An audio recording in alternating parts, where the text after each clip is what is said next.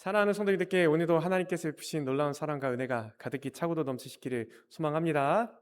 그 연예인들 혹시 실물로 보셨나요? 뭐 배우나 가수분들 그런 분들 있잖아요. 저는 이제 거울을 봐서 보면 충분히 연예인을 볼 필요가 없겠지만 연예인을 실제로 보면 사실 정말 다릅니다. 저는 예전에 그 트와이스라는 걸그룹을 멤버들을 실제로 본 적이 있어요. 정말 다릅니다. 진짜 얼굴이 요만해요. 얼굴이 요만합니다. 과장이 아니에요. 진짜 실제로 보시면 얼굴이 요만합니다. 여기에 500원짜리 눈이 두 개 달려 있어요. 그런 사람들은 쉽게 말해서 이게 그림체가 다릅니다. 이게 딱 두면 이게 우리 다른 분들은 이제 약간 좀 그림체가 선명하지 않은데 그런 분들은 굉장히 뚜렷하게 이렇게 생긴 걸 볼 수 있어요. 그 후광이 비치는 것을 경험했었습니다. 예수님 믿는 우리도 마찬가지입니다. 성도님들 얼굴에 빛이 비치십니다. 아멘. 왜 그러시냐면 우리 평생 하나님 말씀에 따라 예수님과 동행하면서 이렇게 살아오신 우리 권사님들, 시사님들, 장로님들 같은 경우에는 세상 사람과 다른 아우라, 후광이 이렇게 빛나는 느낌을 납니다. 마음속에서 그리스도께서 베푸신 빛과 은혜가 가득히 차고도 넘치기 때문에 그 염려와 걱정과 근심이 없고 그 기쁨과 감사와 영원한 생명이 가득 차고 넘기 때문에 그 얼굴이 밝게 빛나시는 것을 보았습니다. 성도님들도 그런 은혜가 있으시기를 소망합니다. 늘 하나님과 동행하면서 예수님께서 베푸신 은혜가 차고도 넘치시는 성도님들은 때는 얼굴에 그 인생의 고난과 역경이 다가온다 하더라도 얼굴에 그늘이 없죠. 참 평안하십니다. 오늘도 그래서 하나님께서 베푸신 은혜를 많이 받고 가시는 성도님들이 되시기를 소망하는데요. 은혜를 받으시면 이렇게 예배 자리에 들어오실 때 심란하셨다가도 얼굴빛이 밝아지시고 이렇게 펴지시더라고요. 그런 의미에서 우리 좌우에 계신 분들과 인사해 봅시다. 은혜 많이 받고 갑시다. 또 칭찬 세 마디씩 합시다. 아름답습니다. 잘생기셨습니다. 미남이십니다. 미니십니다. 시작.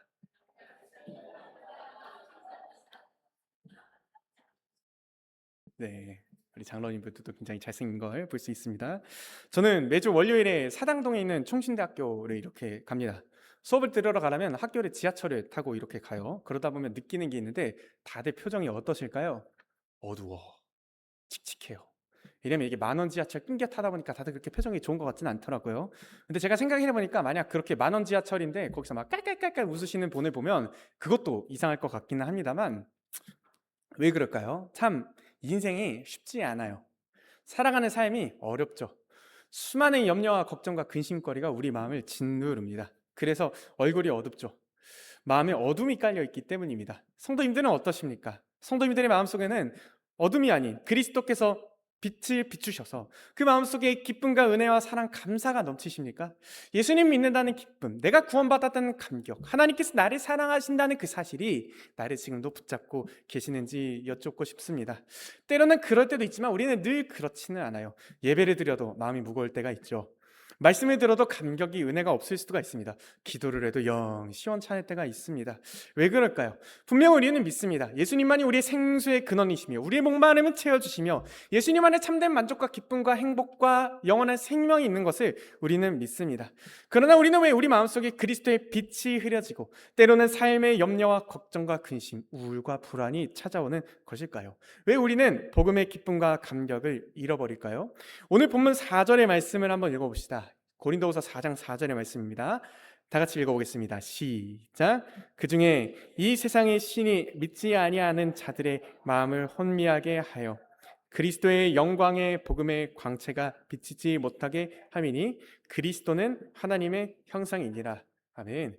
저는 시력이 이렇게 좋은 편이 아니라서 안경을 끼고 있습니다. 안경 낀 사람을 화나게 하는 방법은 손가락으로 안경을 꾹 누르면 됩니다. 그럼 어떻게 되죠? 이제 안경이 뿌옇게 돼서 지금도 안 보이는데 안 보이게 되는 것입니다. 시야가 흐려지게 되는 것이죠. 사단, 그러니까 이 세상의 신이 우리한테 하는 것이 바로 이것입니다. 우리의 마음을 혼미하게 합니다. 우리 마음의 눈을 어둡게 하고 앞을 보지 못하게 합니다.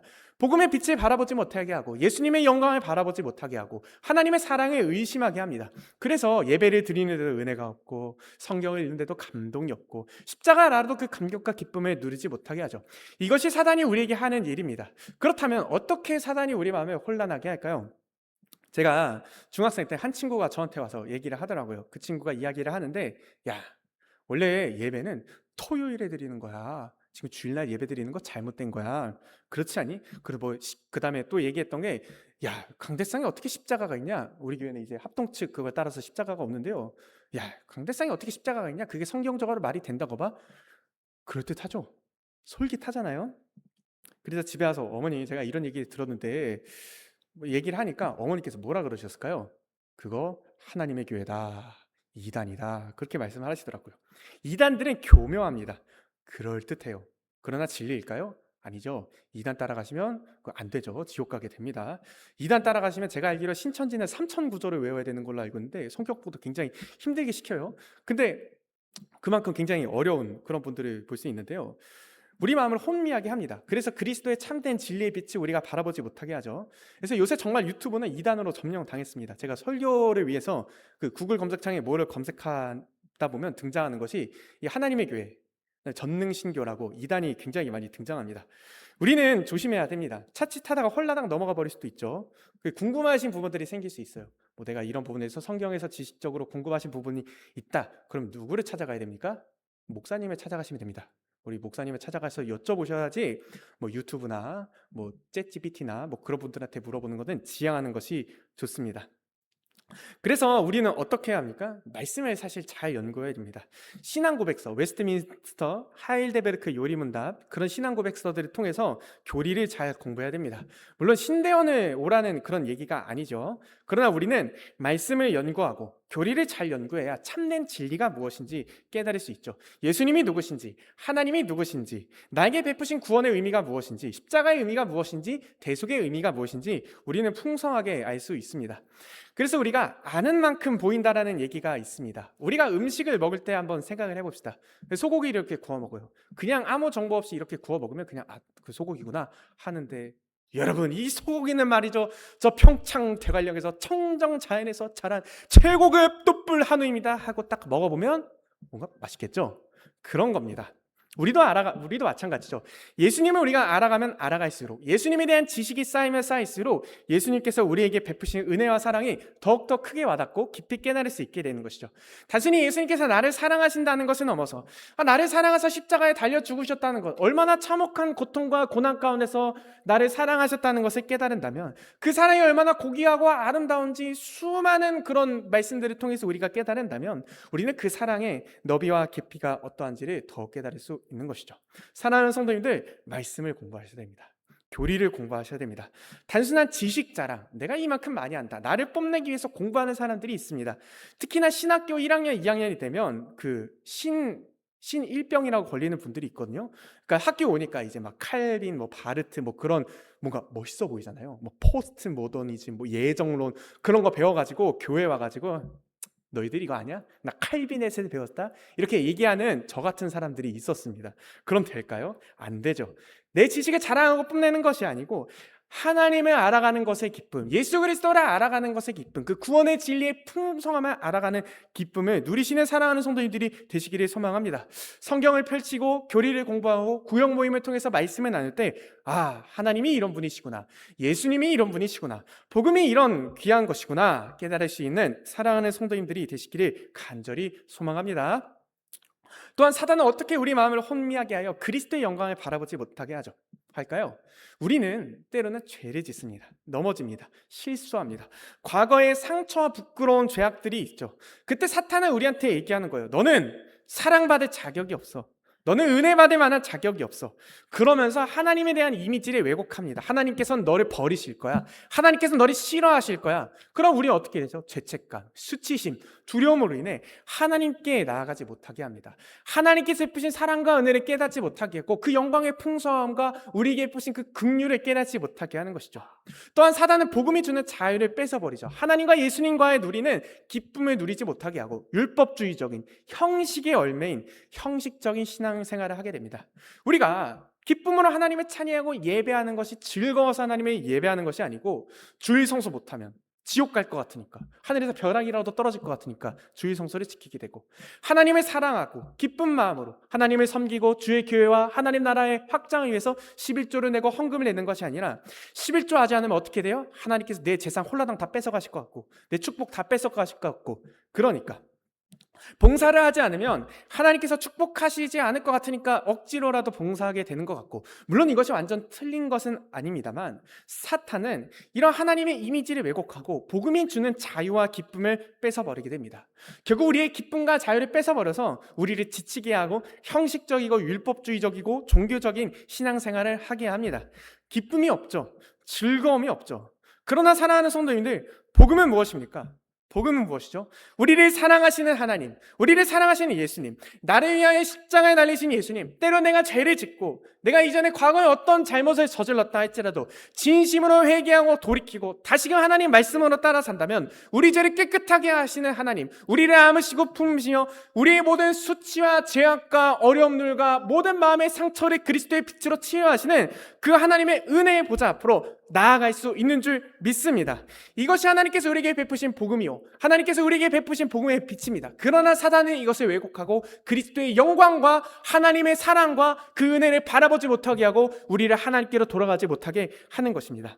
더 나아가서 우리는 어떻게 해야 돼요? 주일 성수를 하고 11조를 하고 봉사를 하고 헌신하고 봉사하고 하나님을 찬양하는 이 모든 것, 우리가 왜 이렇게 합니까? 한없는 하나님의 사랑과 은혜에 대한 감격과 기쁨, 십자가의 그 구원의 놀라운 풍성함과 은혜로 인하여 하나님께 감사하고 헌신하고 예배드리고 찬양하는 것이지만 사단은 그것을 왜곡합니다. 우리는 그 하나님께서 베푸신 은혜에 대한 감사한 마음으로 하나님께 예배하며 감사의 예물을 드리며 하나님 나라와 주의 복음을 위해 헌신할 수 있는 줄 믿습니다. 이처럼 사단은 우리 마음을 흐리게 하여 복음 안에 있는 참된 자유와 은혜를 뺏어가며 하나님께 나아오지 못하게 하고 형식적이고 율법주의적인 신앙생활을 하게 함으로써 우리 마음속에 참된 기쁨과 감사를 뺏어가게 합니다. 복음의 기쁨을 누리지 못하게 하죠. 또 사단은 어떻게 우리의 마음을 혼미하게 할까요? 옛날에 그 광명에도 그런 분들이 있을지 모르겠는데 그 3일장이나 5일장 열리면 누가 와요? 약장수가 오죠. 여러분들, 이때가 아니면 살 수 없는 게, 여러분들 이 약만 탁 바르면 허리가 착 펴지고 주름이 착 펴지면서 여러분 관절통, 신경통, 류마티스염, 발목의 관절염, 우울증, 불면증, 여러분 이 약만 딱 바르시면 해결될 수 있습니다. 근데 날이면 날마다 오는 기회가 아니에요 하면서 그러신 분들이 있잖아요. 그러면 어떻게 돼요? 아따, 지금 빨리 저걸 사야, 내가 지금 안 사면 빨리 가서 우리 남편 발라주고 나도 발라서 허리 쫙 펴고, 그렇게 생각할 수 있는데, 그래서 막상 지갑을 열어가지고 몇만 원 들여가지고 빨리 놔둬주세요, 빨리 놔둬주세요 하고 약을 사고 집에 가서 발라보면 뭡니까? 그냥 알고 보니까 맨소레담이죠. 근데 그런 겁니다. 효과가 없죠. 사단도 우리에게 쉽게 말해서 약을 파는 거예요. 약을 파는 겁니다. 어떤 약이요? 돈, 성공, 명예, 쾌락 등 세상의 우상들을 통하여 우리의 마음의 눈을 멀게 하고 하나님 대신 우상을 섬기게 하는 것이죠. 예를 들어 봅시다. 요즘에 SNS, 핸드폰이나 유튜브, 신문을 보더라도 주식, 부동산 이야기가 끊이지 않습니다. 코스피가 2,500에서 거의 1년 만에 9,000을 넘기고 있고, 삼성전자가 50만까지 간다, SK 하이닉스는 400만까지 간다. 그렇다는 게 아닙니다. 제가 그 성도님들께 주식을 하라는 얘기가 아닙니다. 오해하시면 안 됩니다. 지금 상황이 이렇다는 거예요. 그러니까 주식도 주식 투자가 나쁜 건 아닙니다. 부동산을 사는 것은 나쁜 것은 아닙니다만, 근데 세상이 너무 많은 그런 정보들을 쏟아져 보니까 우리는 불안해요. 야, 지금 사야 되나? 지금 들어가야 되나? 지금 내 집 마련 안 하면 나는 이제 평생 내 집 못 사는 거 아니야? 불안하고 염려가 되죠. 우리가 어떻게 해야 되냐면, 그러나 그런 것들이 하나님보다 더 사랑하고 하나님보다 더 의지하는 것들이 된다면 그것이 우리에게 우상이 되는 것이죠. 하나님 말씀을 보기보다 주식창 보면서 이제 빨간 방 올라가면 아싸 기쁘다 하고 파란 방 내려가면 아이고 하면서 슬퍼하는 그 시간이 길다면 그것이 우상이 되는 것이죠.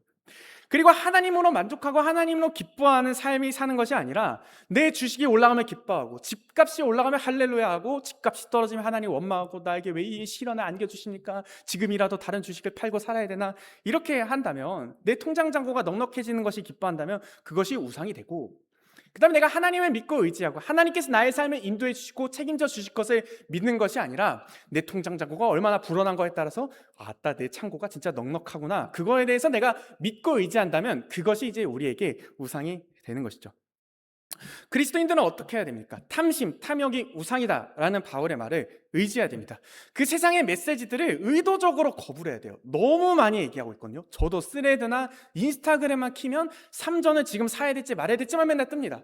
그러면 이제 혼동되고 이제 불안하고 걱정할 수밖에 없는 것이죠.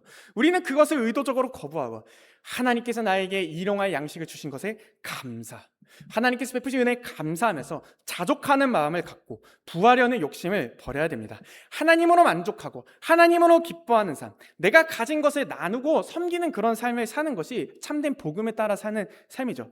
만약 우리가 그것을 거부하지 못하고 마음이 혼미해져서 하나님보다 예수님보다 세상의 돈, 성공, 명예를 쫓아서 탐욕과 탐심이라는 우상에 빠진다면 어떻게 될까요? 약장수 얘기처럼 우리가 혹해서 샀던 그 약처럼 아무런 이득을 주지 못하고 오히려 우리를 더 망치고 지옥으로 끌고 가는 그런 길을 낳게 되는 것이죠. 우리가 주식에 대한 그런 생각이 너무 염려가 큰 나머지 레버리지에 이제 탑승하고 전 재산을 주식에 다 박아버렸다가 잠시는 오를 수 있죠. 그러나 우리가 주식을 살 때는 가장 고점입니다. 그리고 주식이 떨어지면 이제 가정 경제가 파탄이 나고 가족의 분열이 생기는 것입니다. 사랑하는 성도님들, 우리는 이것들을 의도적으로 거부해야 합니다. 하나님의 말씀으로, 복음으로 돌아가 세상의 모든 가치와 메시지를 거부하고 하나님의 말씀에 따라 예수님과 동행하면서 살아가야 될 줄 믿습니다. 사랑하는 성도님들, 사탄은 이처럼 우리를 복음의 진리를 왜곡하고 죄책감과 수치심을 통해서 하나님께 나아가지 못하게 하며 우상을 통해서 우리의 마음의 눈을 흐리게 하고 멀게 합니다. 그러나 하나님께서는 우리 마음속에 빛을 비추시는 줄 믿습니다. 사단은 그리스도의 영광을 가리지만 하나님께서는 예수 그리스도의 얼굴에 있는 하나님의 영광을 보게 하시는 줄 믿습니다. 세상의 신들은 우리에게 거짓과 보상을 약속하면서 거짓 행복을 약속하면서 우리 마음속에 끊임없는 걱정과 염려와 불안을 만들면서 끊임없는 죄악의 길로 빨려 들어가게 합니다. 그러나 하나님께서는 어떻게 하십니까? 빛이 있으라. 창조 때 하나님께서 말씀하신 그 말씀이 그리스도 예수 안에 있는 하나님의 영광의 빛을 우리 마음속에 비추어 우리의 모든 어두움, 더러운 죄악들, 우리의 걱정과 근시와 염려와 삶의 문제들, 우리의 모든 아픔과 상처, 괴로움과 시험을 한 번에 날려보시고 하나님께서 베푸신 은혜와 사랑과 기쁨과 평안을 우리 삶 속에 허락하시는 줄 믿습니다. 성도님들, 우리는 그 빛을 삼아야 됩니다. 우리 마음속에 하나님께서 그 놀라운 은혜의 빛을 비춰주시기를, 그 하나님의 능력의 빛을 비춰주시기를 삼아야 합니다. 사랑하는 성도님들, 정말 예수님을 아셨으면 좋겠습니다. 예수님을 만났으면 좋겠습니다. 예수님께서 우리에게 베푸신 사랑과 은혜와 구원의 의미가 얼마나 큰지, 나를 구원하신 하나님의 은혜와 사랑이 얼마나 큰지 깨닫는다면 우리는 우리 마음속에 세상의 근심과 걱정과 염려, 불안과 우울 모두 날아가겠죠. 하나님께서 나를 사랑하시구나. 하나님께서 내 인생을 책임지시고 내 인생을 인도하시구나. 예수 그리스도 나를 정말 사랑하시는구나. 그 사실을 우리가 마음속 깊이 깨닫는다면 우리 마음속에 참된 평화와 기쁨이 가득 차고도 넘칠 줄 믿습니다. 그래서 사도 바울은 이렇게 얘기합니다. 다 같이 읽어봅시다. 시작. 능히 모든 성도와 함께 지식에 넘치는 그리스도의 사랑을 알고 그 너비와 길이와 높이와 깊이가 어떠함을 깨달아 하나님의 모든 충만하신 것으로 너에게 충만하게 하시기를 구하노라. 아멘. 제가 작년부터 예수님과 동행하면서 그 다음에 이런 말씀들을 묵상하면서 가장 많이 깨닫는 것이 하나님께서 나를 정말 사랑하시는구나를 깨닫습니다. 사역을 하면서 끊임없이 넘어지고 좌절하고 절망하고 때로는 죄를 짓고 실수하는 바로 그때도 하나님께서 포기하지 않으셨습니다. 하나님께서 여전히 붙드시는 하나님의 은혜와 사랑을 지금까지도 경험하고 있습니다. 그 사랑과 은혜가 있기에 때로는 낙심하고 좌절하고 절망하고 때로는 불안하고 염려하고 걱정이 모두 다 닥쳐온다 할지라도 다시금 그리스도 예수 안에 있는 하나님의 영광을 바라보면서 넘어져도 다시 일어나고 나의 십자가를 지고 예수님을 따라가고 있습니다. 사랑하는 성도님들은 어떻습니까? 우리가 하나님께 이쁠 만한 짓을 했어요? 우리가 하나님께 사랑받을 만한 짓을 했습니까? 아니죠. 세상은 우리한테 어떻게 얘기합니까? 너는 사랑받을 만한 자격이 있어야 사랑받는다. 너가 예쁠 짓을 해야 하나님께서 사랑하시겠지. 끊임없이 우리를 공격하지만 복음은 어떻게 가르칩니까? 우리가 죄인 되었을 때도 그리스도께서 우리를 사랑하신다라고 가르칩니다. 우리가 그 사랑을 깊이 깨닫는다면 우리 마음속에 있는 열등감, 남과 나를 비교하고 나 자신을 끊임없이 깎아내리고 죄책감, 나 이전에 어떤 과거의 잘못들과 염려들로 인한 죄책감, 나 같은 사람도 하나님께서 사랑하실까? 우울함, 내 삶이 왜 이럴까? 불안함, 미래는 어떻게 될까? 어떡하지? 자식은 어떡하지? 내 사업은 어떡하지? 경제는 어떡하지? 이런 모든 불안함, 더 나아가서 과거의 모든 상처와 아픔들을 벗어버리고 하나님께서 베푸신 은혜와 사랑, 그 그리스도의 얼굴에 비친 하나님의 영광의 빛이 우리 마음속에 비칠 때 우리의 이 모든 어려움을 어두움을 하나님께서 날려보내실 줄 믿습니다. 때는 우리 삶에 많은 염려와 근심과 걱정이 다가올 때 어떡합니까? 우리는 우리를 사랑하시는 하나님의 사랑을 기억하기 때문에 때로는 수많은 염려와 걱정과 근심이 다가온다 하더라도 하나님께 내려놓을 수 있습니다. 잘 돼도 감사, 못 돼도 감사, 주시니도 하나님이시여 거두시니도 하나님이시니 오직 하나님의 찬송하리로다 라던 욥의 고백처럼 가정에 어려움이 생기고 자녀가 잘 되지 않고 우리 몸의 육신의 장막이 무너지더라도 직장에서 어려움을 겪고 사업이 잘 되지 않더라도 로마서 8장의 말씀처럼 그런즉 이 모든 일에 우리를 사랑하시는 이로 말미암아 우리가 넉넉히 이기느니라. 아멘. 더 나아가서 하나님께서 모든 것을 합력하여 선을 이루실 것을 믿음으로 때로는 고난과 어려움의 길이라 할지라도 우리를 사랑하시는 예수님과 동행하면서 기쁨으로 우리의 인생길을 걸어갈 수 있는 것이죠. 그리고 우리를 마음을 흐리게 하는 세상의 우상들이 있죠. 지금 주식을 사야 된다. 그렇지 않으면 넌 바보다. 넌 부자가 될 수 없다. 지금 자녀를 학원이나 하나라도 더 보내지 않으면 너 자녀는 뒤처질 거야. 너 좋은 대학 못 가. 술 한 잔만 마셔보자. 음란물 보는 것은 괜찮지 않을까? 하는 이런 세상의 우상들을 거부해야 됩니다. 그것을 거부하고 하나님께서 나에게 일용할 양식을 베푸시는 거나 감사합니다. 욕심을 부리지 않고 오히려 내가 가진 것을 다른 사람에게 나누고 섬기는 삶, 경쟁하면서 싸우는 것이 아니라 하나님의 영광과 복음을 위하여 사는 삶, 세상의 유혹과 시험을 거부하고 복음에 따라 거룩하고 의롭게 살아갈 때 우리 마음속에 하나님께서 베푸신 참된 기쁨과 안식, 평화가 감사가 있다는 것을 깨달으셔야 합니다. 그것이 바로 그리스도 예수 안에 있는 하나님의 영광의 빛이 우리 마음속에 비칠 때 일어나는 일인 줄 믿습니다. 성도님들, 이 빛을 사모하십시오. 이 빛을 간절히 바라십시오. 예수 그리스도의 영광, 하나님의 영광, 그분의 전능하심, 아름다우심, 위대하심, 온 천지 만물을 창조하시고 여전히 우리 인생을 주관하시며 온 세상 만물을 주관하시는 하나님께서 우리를 사랑하사 독생자 예수를 이 땅 가운데 보내시고 우리를 너무나도 사랑하셔서 우리의 죄값을 위해 십자가에 달려 돌아가셨다는 그 사실, 그 복음의 영광, 기쁨과 감격과 은혜와 사랑, 그 모든 기쁨과 은혜, 그리고 마침내 우리에게 주어질 최후의 영원한 상급과 영원한 멸류관에 대한 기쁨과 감격이 있다면 우리는 우리 인생이 어렵다 할지라도 우리가 깨로 끊임없이 낙심하고 절망한다 할지라도 그리스도를 바라봄으로써 하나님을 찬양하며 하나님의 은혜에 감사한 삶을 살아갈 수 있을 줄 믿습니다. 이 하나님께서 베푸신 그리스도의 영광의 빛, 하나님을 바라보십시오. 그리스도를 바라보십시오. 십자가를 바라보십시오. 나를 사랑하사 자기 자신을 십자가에 버리신 하나님의 은혜를 놀랍게 사모하실 수 있는 사랑하는 성도님들이 되시기를 간절히 소망합니다. 더 나아가서 우리는 어떻게 해야 합니까? 5절의 말씀 다 같이 읽어봅시다. 시작. 우리는 우리를 전파하는 것이 아니라 오직 그리스도 예수의 주되신 것과 또 예수를 위하여 우리가 너희의 종된 것을 전파하니라.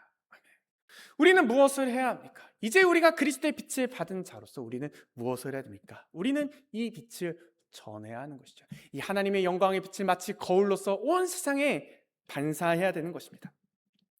누구한테 전해야 됩니까? 지금 어둠 속에 있는 사탄 마귀로 인해 마음이 혼미해져 세상의 우상들을 따라가고 저 지옥의 길로 끌어들어가 있는 사람들이 누구입니까? 나의 사랑하는 남편, 아내, 자식들, 이웃, 친지들. 우리는 그들에게 복음을 전하고 그리스도의 빛을 전해야 되는 것이죠.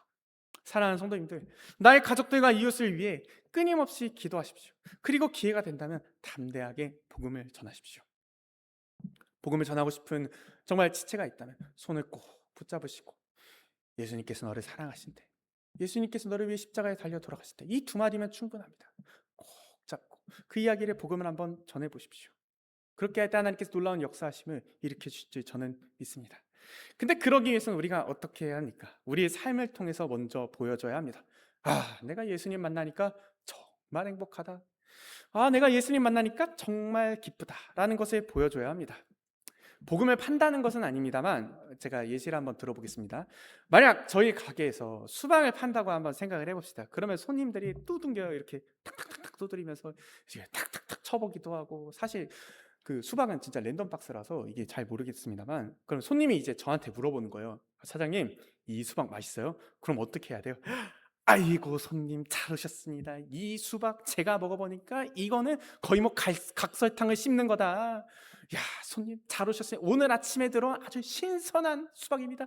뒷꼭지를 보니까 마르지도 않았죠. 이 배꼽 보니까 아주 작죠. 줄무늬도 기깔난 거 보니까 이 수박 선택하신 거 후회가 없으실 것입니다. 이렇게 얘기하지.